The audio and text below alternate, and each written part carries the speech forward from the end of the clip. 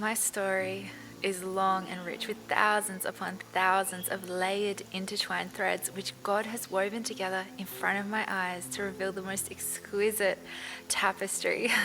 I get overwhelmed to even figure out how to bring it down to a simplified image without losing all its glorious meaning and build-up. But I'd like to attempt to sum up some of it, to attempt to explain how all of this led me to Jesus as the final bridge home. This week, I'm going to explain what I might call the light threads of angelic influence, and then next week, the dark threads of demonic influence. And then following that, the deeper understanding of spiritual warfare between these two forces that was revealed and all tied together in the book of Daniel, where Daniel received the prophetic messages from the Archangel Gabriel about the end times.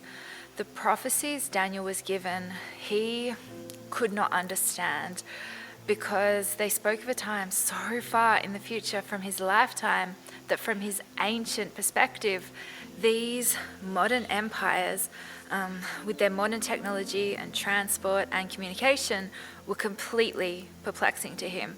So the angel Gabriel asked Daniel to seal these prophecies up in a book which would be finally understood by those living in the end times who had the wisdom to truly put all the puzzle pieces together. And as I continue my story, you will see how, without any knowledge of the book of Daniel until just a couple of months ago, I was led directly there to answer my ongoing question to God: what is this all about? So I'll continue where I left off from episode 3 about the story of a man God showed me was my twin flame.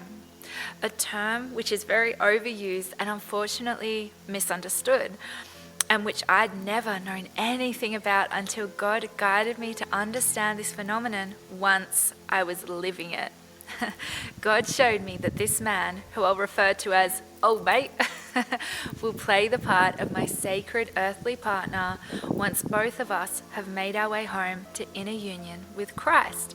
Then we would serve together on a higher frontline mission for God, but first, old mate needed to play the role first of mirror, so that a deep spiritual awakening could be catalyzed within me, excavating and exposing all the ways I was still disconnected from God.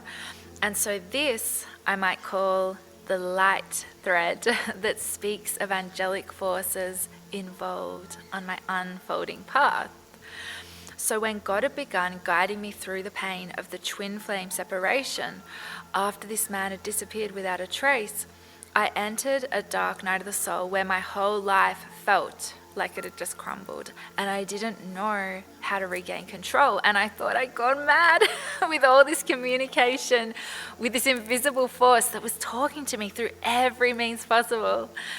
Having this man that felt like home, like the man I'd been waiting for all my life, suddenly removed from the picture just as I'd been brave enough to act on my soul's cries for truth, left me in panicked desperation. What could I do to make him come back? What could I do to be worthy of his love? What could I do to earn his heart? I felt so incomplete that I was sure that I would just bleed to death from this gaping hole in my heart. And I kept hearing the words, Archangel Michael, every time I thought of old mate, which made no sense to me at the time because I hadn't grown up religious or spiritual, and I knew barely anything about archangels or anything like that.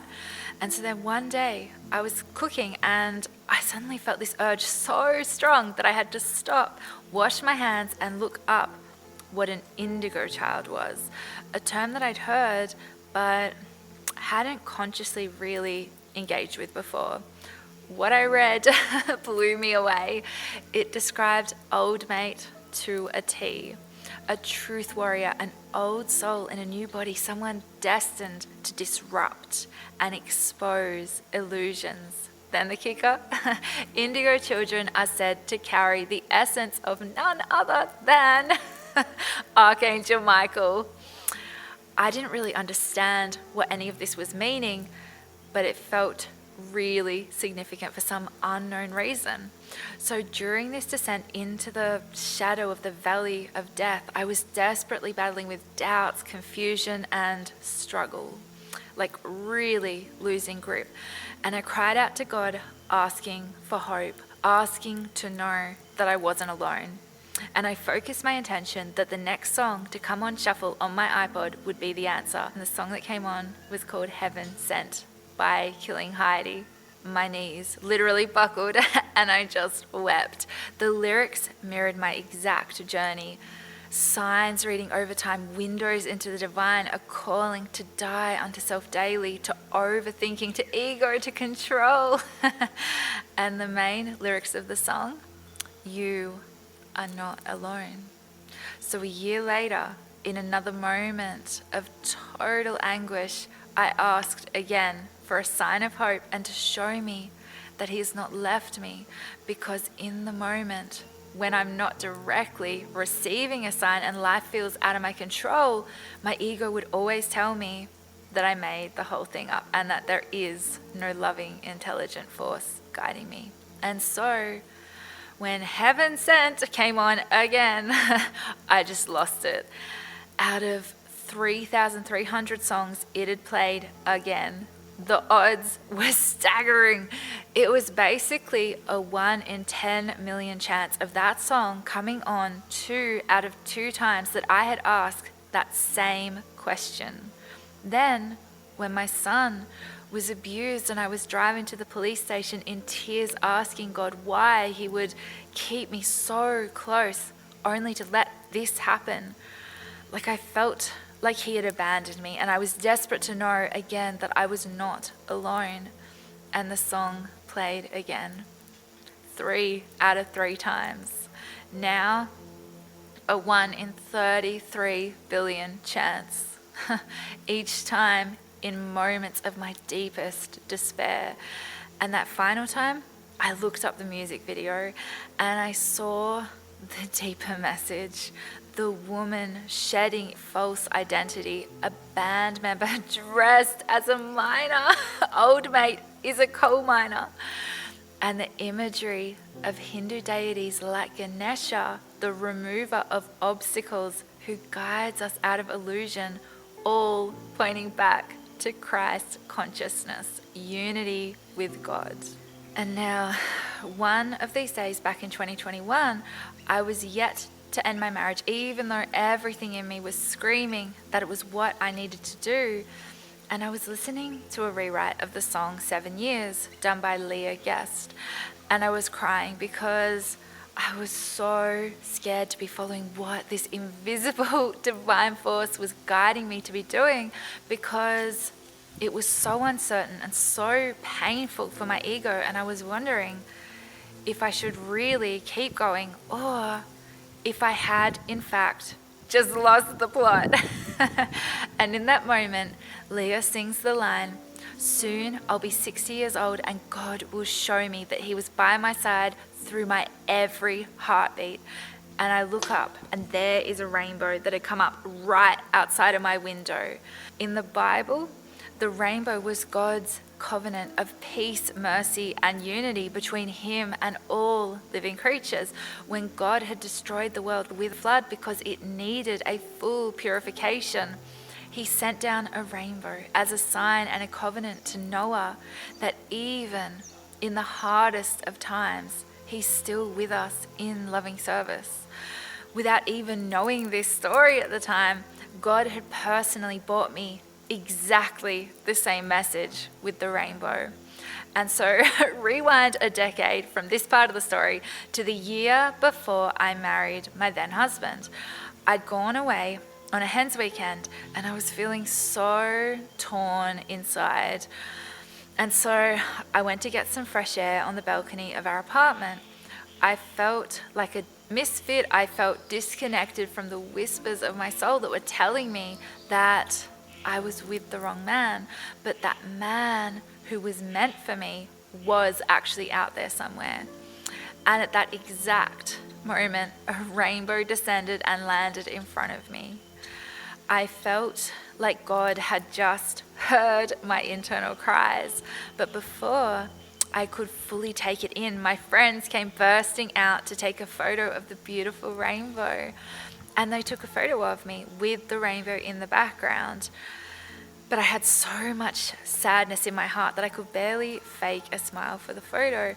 And then later, I put that photo up as my Facebook profile picture. I liked it because it had a beautiful rainbow in it, but I didn't yet know the true significance. But my soul was flagging and framing it for me. Not long after, I found myself putting on my makeup on the morning of my wedding day, and a song played over the loudspeaker of the venue, Ready for Love by India Ari.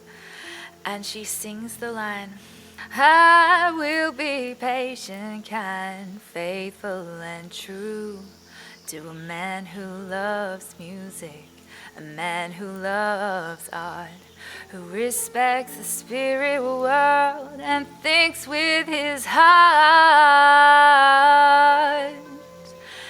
And I knew that that wasn't the man that I was marrying. And I stopped and I looked at the perfect blue sky, a sky that made it seem on the outside that this marriage was happy and unclouded, when the truth was that on the inside I was as blue as that sky, because I knew that the lyrics spoke of this man that I knew somehow in my soul was out there, but that I wasn't marrying him. And I walked down the aisle against my heart's truth because denial won, and for good reason. I had soul lessons and contracts to fulfill as part of this divinely orchestrated adventure. It's an adventure, bro. But once that chapter was done and I ended that marriage, as I was sitting again one day in this dark night of the soul, wondering why God would give me the signs that old mate was meant to be in my life and then just harshly tear him away, that song came on and I heard that lyric again. I will be patient, kind, faithful and true to a man who loves music, a man who loves art, who respects the spirit world and thinks with his heart. And I thought to myself, well, old mate obviously isn't really my sacred counterpart because he doesn't love art. I just kept circling back to this doubt and denial, but God kept insisting. So I opened up Facebook at that moment, and right at that very minute, old mate had shared a post about an incredibly talented street artist. What are the odds? I could feel the divine presence behind the sign. But in my resentful confusion at the whole painful situation, I tried to deny it still. Then something possessed me to look at my Facebook profile picture. I had no idea why, but I knew that there was just something that I needed to see. It had been up for many, many years and was just part of the furniture to me. Not something that I ever paid any attention to, but there I was bringing it up to take a closer look, and it all came back. That day, I'd been away on that hens weekend, standing on that balcony in that town far away, feeling like the man I should be marrying was out there somewhere, and the rainbow had come down as if to answer me, and suddenly it clicked. That had been old mate's hometown. I just hadn't known at the time. And he was within probably meters of me. And I had no idea that I would actually meet him a decade later. And so the first thing that I'd ever read that had started to pierce through the veil of the illusions of my ego and bring me back to the purity of my consciousness and spirit, where I would eventually access God's kingdom, was a Pema Chodron book about Buddhist teachings, in which she wrote, "We already have everything we need. There is no need for self-improvement. All these trips that we lay on ourselves, the heavy-duty fearing that we're bad and the hoping that we're good, the identities that we so dearly cling to, the rage, the jealousy, and the addictions of all kinds never touch our basic wealth. They are like clouds that temporarily block the sun, but all the time our warmth and brilliance are right here. This is who we really are. We are one blink of an eye away from being fully awake. It's as if we were poor, homeless, hungry and cold, and although we didn't know it, right under the ground where we'd always slept was a pot of gold. And that gold is bodhicitta. I didn't know it, but that was God's love delivering that message to me, and it was Jesus' open arms that made me really know it in lived experience. In his love, I realized I'm worthy and loved as I am.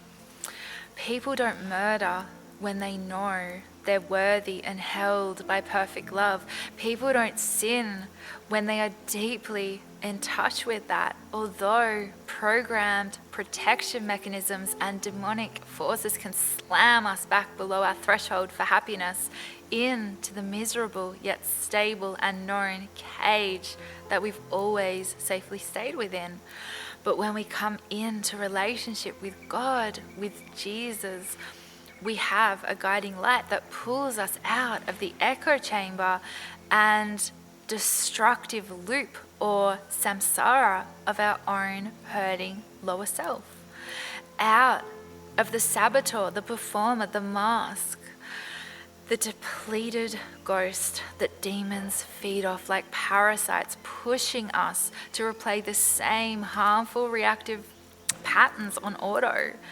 And as we strengthen our relationship with God, he continually pushes that threshold for love and happiness and positive energy flow and compassion higher and higher, and we're able to receive more and more of his abundance and love and magic. And so those words from Pema Chodron had stuck with me. And then as God began to bring even deeper meaning to them over a decade from when I had first read and been impacted by those lines, I was now reading another book when I suddenly recognized the analogy that God had been weaving through my entire journey towards sacred alchemical marriage, which at its heart is inner union with Christ. And the line read, questions like this have the power to transform a bad event into a growth-inducing experience, whereby we mine emotional gold from what seems so negative. And that's when it hit me. That's why he brought a miner into my life. Nothing God does is ever random. I had been a mineral metabolism practitioner, helping people alchemize the mineral balance in their bodies to reclaim vitality and well-being.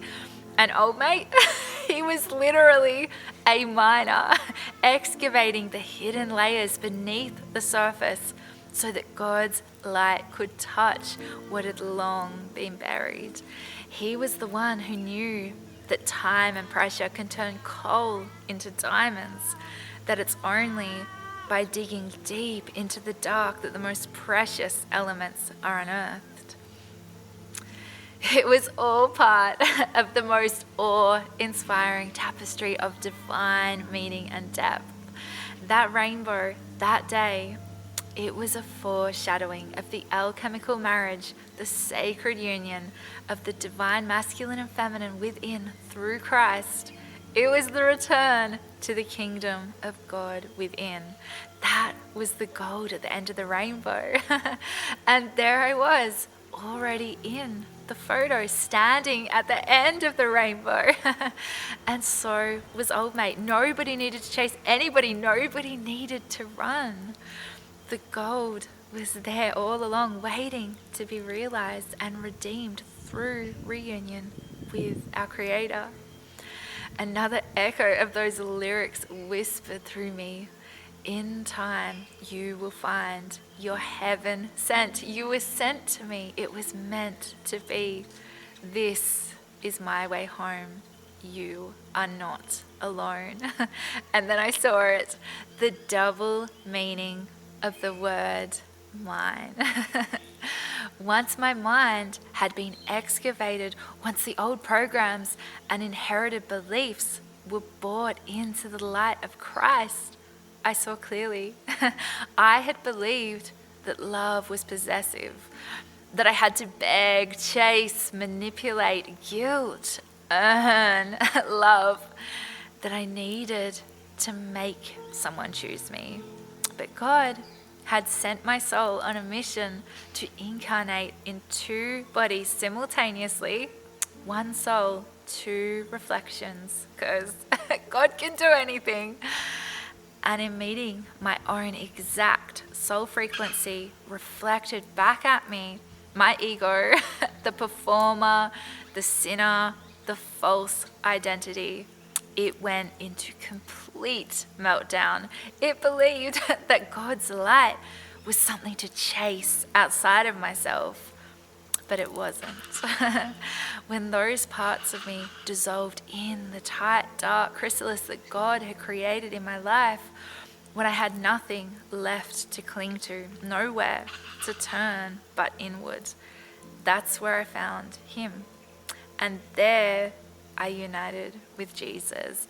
Jesus once said, "Is it not written in your law, I have said you are gods?" It tripped up the Pharisees, but He was pointing to a profound spiritual truth, that we are children of the Most High, not equal to God in our fractalized form, but carrying the spark of His breath. Not gods in ego, but sons and daughters in spirit, when we remember who we truly are and surrender to the whole. And for me, it was Jesus' love that reminded me, like nothing else ever has.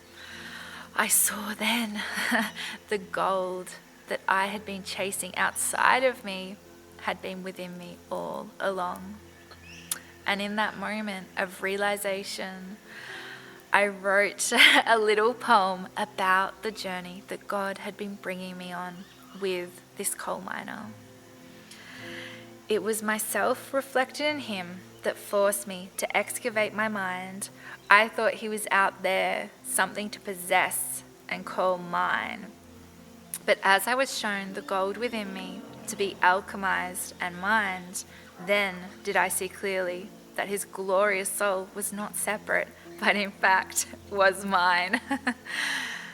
Of course, this is only a glimpse, a tiny fragment of the divine orchestration that God set into motion. There are many more layers, more subtleties, more sacred echoes than I could ever condense here. I definitely feel a book titled Mine coming on. But I want to finish up today by showing you how God sealed the entire mine thread just recently by bringing me the verse, Isaiah 43:1. Do not fear, for I have redeemed you. I have summoned you by name.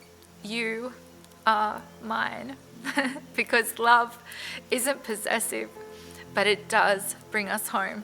It brings us in to Christ, and it brings us back to our true self, and it brings us into belonging. And so that is the angelic thread of my journey so far, that carries with it the essence of Archangel Michael, protector of the spiritual truth of Israel, which is not defined by borders or ethnicity, but by our heart and soul submitted to God through Christ. And next week, I will try to condense the demonic thread when a new character entered the stage of this crazy adventure God had so beautifully scripted. So a beautiful friend, before I had even told her of what exactly had been unfolding for me, intuitively sent me to the work of Dan Duval at Bride Ministries International. And as I began watching his talks on the pre-Adamic age, I was completely overcome and amazed because he so thoroughly explains exactly what God has been guiding me through. And so as he unveils what God has been starting to show him and myself and many others at these times of end, he reads a download that he received from God, where God literally refers to this current process of working through multidimensional traumas inflicted upon our spirits throughout the non-linear ages of God's creation as mining. And check out the look on Dan's face when he repeats God's specific word, mining. It felt like the biggest wink direct from God to me, and I laughed a bit too much. I completely resonate with Dan's sense of awe and bewilderment at everything God has been revealing along my journey leading up to and including the unveiling of our current assignment. And P.S., if you're watching this, it's your assignment too. Nothing God does is arbitrary, and he prompted me to say that to you watching now. I'm going to talk much more about what Dan is uncovering about the pre-Adamic age in future. God seems to have given me the specific angle of revealing what this spiritual trauma and bondage means for the physical and mental expression of our health and well-being. So if you're looking for a supplement, natural remedy, or special diet to address some stubborn chronic health issue, you're likely not going to find the root there. So please stay tuned, because God has important things to share through what he's revealed to me over the last few years, with so much more to come, I feel. And I'm getting on the highway, and all of a sudden my spirit's forward, and I'm feeling emotion about my experience in the pre-Adamic age. And it's overwhelming, so intense that I begin to weep and wail in the car. And I'm driving with my eyes open, but you know how when it rains a lot and your whole windshield is just water, and you wipe it and it's wet again immediately? That was waterworks. Right here, I couldn't see a thing. Get on the highway, I'm gonna crash. I feel so much. And so I was there for about 30, 45 seconds, maybe a minute at the most. I had to pull out of it. So I did not get in an accident. And I was like, it would have been, if I had a choice, I would have given me that encounter in a prayer time where I could unpack it. But instead, it was just like, gotcha. And so I was just left. It really left an imprint on me. And I was like, I have so much emotion, not in my soul, but in my spirit, about things that happened. I don't even know the things. You know, this is called a spirit trigger. You don't even know why your spirit is triggered. It just is. All that emotion's right at the surface with no data to back it up. So I'm in prayer months later. This was actually a few months before I figured out the source of the emotion that erupted in the car. And so then I got in this conversation with God about ages. I'm going to tell you guys something. People often ask me, Daniel, how the heck did you figure all this stuff out? I can't take all the credit. I will go into prayer and God will just start talking about something. I have no idea what he's talking about. He'll just say some stuff. And I'll be like, you have no idea what's sitting in my prayer journal, even now. I'll come back in 2027 and be talking about stuff that I was writing out, because he'll say stuff without context. All I can do is just put it on the back burner and be like, I'm going to come back to that. So he just opens up on ages. And but I'm going to read you some of the stuff that I wrote down for your benefit. He said on this particular day, Daniel, ages are consciousness.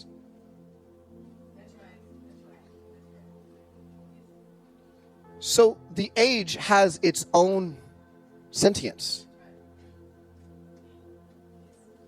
Okay, all right. As is everything else in my creation. So then he said, there are macro and micro ages. Time moves through ages in many directions. I'm going to let y'all sort it out, okay? So then he said, everything is tied together, though not encountered together.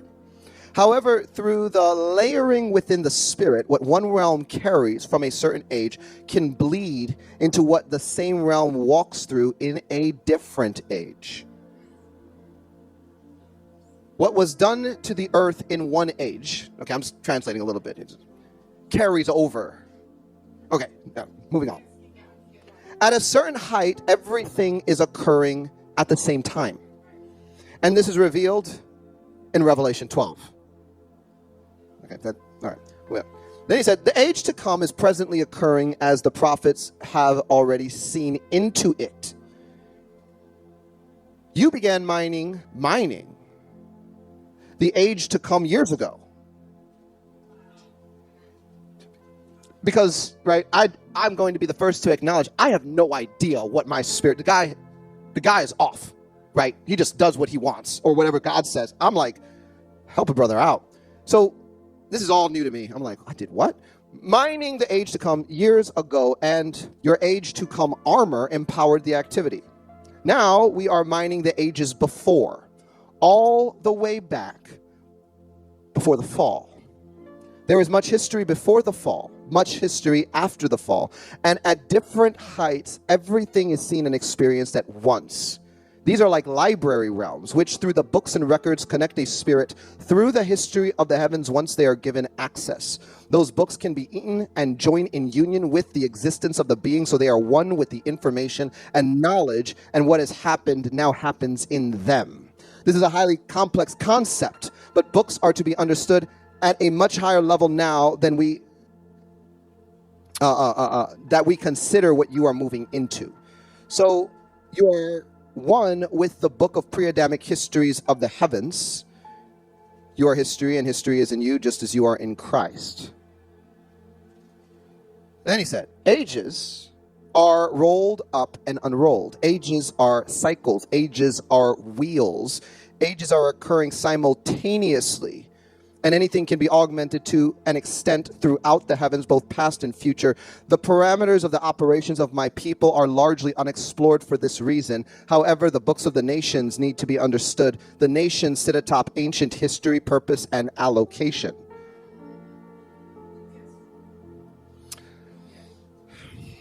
Now, again, subjective. But what I want to point out is some developing themes through all of this. Because I don't claim to be like, okay, I'm just humble, right? I hear from God, I write it down, I weigh it. I felt that this was reasonable to share today because I was prompted as I was putting this all together. But one of the developing themes has to do with the earth, and that the earth has moved from age to age. That's a conversation we've been unpacking since the first part of this, that there was the creation of heaven and earth. Then there was a cataclysm. And then there was earth in Genesis 1:2 that was renewed. And then it went through more history. And then Adam is put in the garden. And then there is the age of man that takes us through present day. And even between Adam and Noah, there was an age that we don't understand. And all of that has affected the earth, which is entirely tied to the assignment we have in the end of the age. And so the nations sit atop ancient history, purpose, and allocation. There's this tying together of themes, right? I have been saying this for a long time. We're not just here to help people find Jesus and get saved. That's part of our assignment. The other part is that the whole creation groans in anticipating, awaiting the manifestation of the sons of God. And this conversation requires that we begin to perceive our mission field, which is heaven and earth, through the right lens of perspective. Otherwise, we will miss the keys. I'm going to quote you a few scriptures, because this whole conversation to me leaves us at a much deeper level of revelation on divine nature. Divine nature. Let me explain. Acts 17:29. Therefore, since we are the offspring of God, we ought not to think that the divine nature is like gold or silver or stone, something shaped by art and man's devising. That's not the divine nature. What is the divine nature? 2 Peter 1, verses 2 through 4. Grace and peace be multiplied to you in the knowledge of God and of our Lord Jesus Christ, as his divine power has given to us all things that pertain to life and godliness, through the knowledge of him who called us by glory and virtue, by which have been given to us exceeding great and precious promises, that through these you may be partakers of the divine nature, having escaped the corruption that is in the world through lust. So we are made partakers of the divine nature. And one of the things that we have to embrace about this is that divine nature includes omnipotence, omniscience, and omnipresence. These are some of the natures of God. God is all-knowing, he's all-powerful, and he's all-present. But what this means is that as we become a partaker of divine nature, in the realm of omnipresence, that now means that we can be anywhere Jesus is, past, present, and future. And in him, anywhere he is, past, present, and future, exercising our authority as sons of God and our ministry to the creation as sons of God. So what I'm saying is, through a revelation of divine nature, now we can understand context for an assignment that takes us into a pre-Adamic history and forward into a new heavens and new earth reality and present time, and beginning to operate outside of the confines of time and space entirely and with understanding.